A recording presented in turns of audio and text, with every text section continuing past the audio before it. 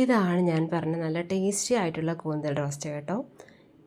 ഇതാണ് നമ്മുടെ ശരിക്കുള്ള കൂന്തൽ. ഇത് നമ്മൾ ക്ലീൻ ചെയ്തെടുക്കണം.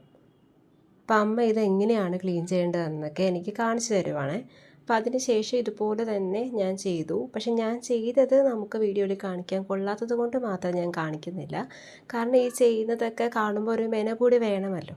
അപ്പോൾ അമ്മ ചെയ്യുന്നത് കാണാനാണ് അതിൻ്റേതായിട്ടുള്ള ഒരു ഭംഗിയുള്ളത്. അതുകൊണ്ടാണ് ഞാനത് കാണിക്കാതിരുന്നത്. അപ്പോൾ ഇതുപോലെയൊക്കെ നമ്മൾ അങ്ങ് നന്നായിട്ട് ക്ലീൻ ചെയ്യുക. അമ്മയാകുമ്പോൾ നല്ല സ്പീഡിന് ചെയ്തോളും. ഞാനാകുമ്പോഴത്തേനും കുറച്ച് സ്ലോ ആണ്. പക്ഷെ എന്നാലും കുഴപ്പമില്ല, ഞാൻ നന്നായിട്ട് തന്നെ ചെയ്തു. അപ്പോൾ ഇതിങ്ങനെ നന്നായിട്ട് ക്ലീൻ ചെയ്തെടുക്കുക. അതിനുശേഷം നമ്മൾ എന്താ ചെയ്തതെന്ന് വെച്ചാൽ ഈ തൊലിയൊക്കെ പൊളിച്ചെടുക്കണം കേട്ടോ.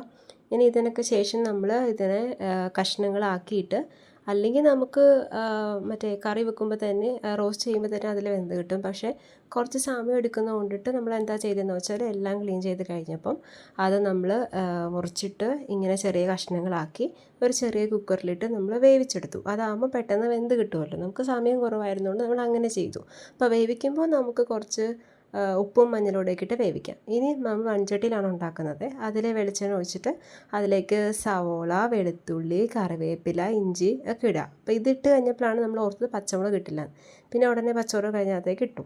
ഇനി അത് നന്നായിട്ടൊന്ന് വഴന്ന് വരിക. ഒരുപാട് വഴറ്റണ്ട, ഒന്ന് ചെറുതായിട്ട് വഴന്ന് വരുമ്പോൾ അതിലേക്ക് നമുക്ക് ആവശ്യത്തിന് ഉപ്പ്, മഞ്ഞൾപ്പൊടി, മുളക് പൊടി, മസാലപ്പൊടി, പിന്നെ കുരുമുളക് പൊടി. അതാണ് ഇതിൻ്റെ മെയിൻ ഐറ്റം.